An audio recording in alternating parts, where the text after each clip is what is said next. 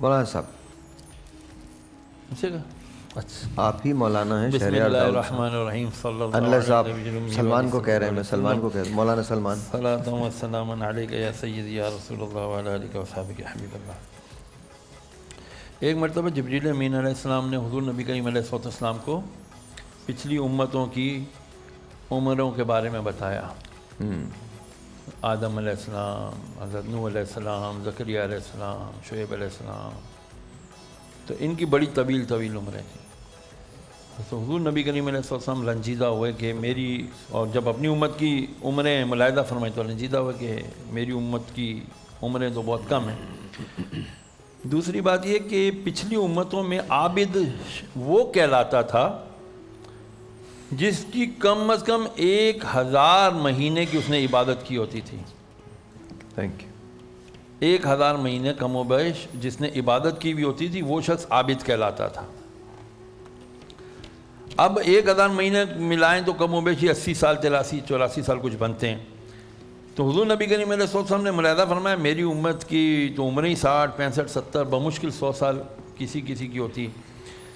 تو اللہ عز و جل کو اپنے محبوب علیہ السلام کا یہ رنجیدہ ہونا آج کے رات پسند آیا، اور آپ کو جبریل امین علیہ السلام کے ذریعے سے یہ پیغام دیا گیا کہ اے محبوب علیہ السلام سورہ نازل ہو گئی، انا انزلناہ فی لیلۃ القدر وما ادراک ما لیلۃ القدر. آپ کو کیا معلوم کہ لیلۃ القدر کیا ہے؟ ہم نے بے شک سب سے پہلے بتایا کہ بے شک ہم نے قرآن کو نازل کرنا شروع کیا اس میں لیلۃ القدر میں، اور آپ کو کیا معلوم کہ لیلۃ القدر کیا ہے؟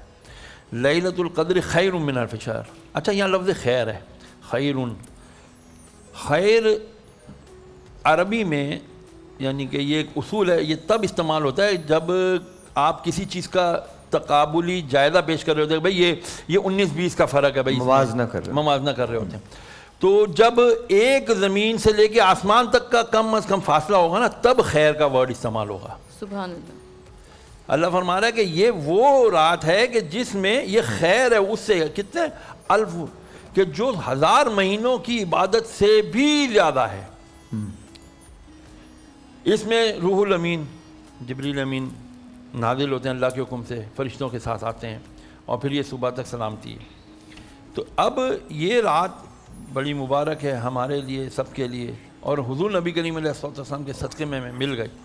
اب اس کا تعین اٹھا لیا گیا جب دو لوگ حضرت عبادہ بن صامت رضی اللہ تعالیٰ عنہ فرماتے ہیں کہ حضور نے فرمایا میں تمہیں بتانے کے لیے آ رہا تھا کہ کون سی رات ہے، لیکن بس یہ 2 مسلمان آپس میں جھگڑ رہے تھے تو یہ مجھ سے تعین اٹھا لیا گیا. یہاں ایک پوائنٹ بڑا ہمیں نوٹ کرنا ہوگا کہ جب 2 افراد لڑ رہے تھے تو نبی رحمت للعالمین صلی اللہ علیہ وسلم کے قلب انور اور ذہن مطہر سے وہ چیز محو کر دی گئی.